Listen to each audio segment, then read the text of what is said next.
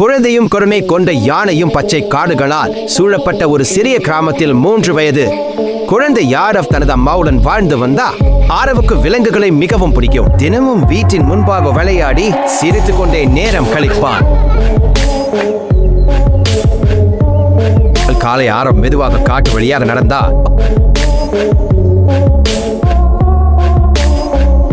மரத்தின் அருகில் ஒரு பெரிய யானை நின்று கொண்டிருந்தது. யானை பெரியதாக இருந்தாலும் அதன் கண்களில் கருணையும் அமைதியும் தெரிந்தது. ஆரவுக்கு பயம் வரவில்லை. அவன் சிரித்துக் கொண்டு யானையை பார்த்தான். யானை மெதுவாக அருகில் வந்து தனது தும்பிக்கையால் ஆரவை கவனமாக தூக்கியது. ஆரவ் மகிழ்ச்சியுடன் சிரித்தான்.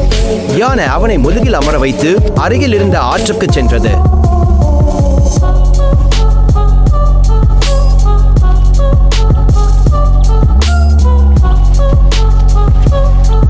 குளிர்ந்த தண்ணீரை தும்பிக்கையால் தெளித்து ஆரவை களிப்புடன் விளையாட வைத்தது. சூரியன் மறைய தொடங்கியதும் யானை ஆரவை கவனமாக கிராமத்திற்கு கொண்டு வந்து அவன் அம்மாவின் அருகில் வைத்தது. ஆரவ் யானையின் தும்பிக்கையை அணைத்துக் கொண்டான். யானை மெதுவாக சத்தம் எழுப்பி காடுக்குள் திரும்பியது. நீதி, அன்பும் கருணையும் எல்லோரையும் நண்பர்களாக்கும்.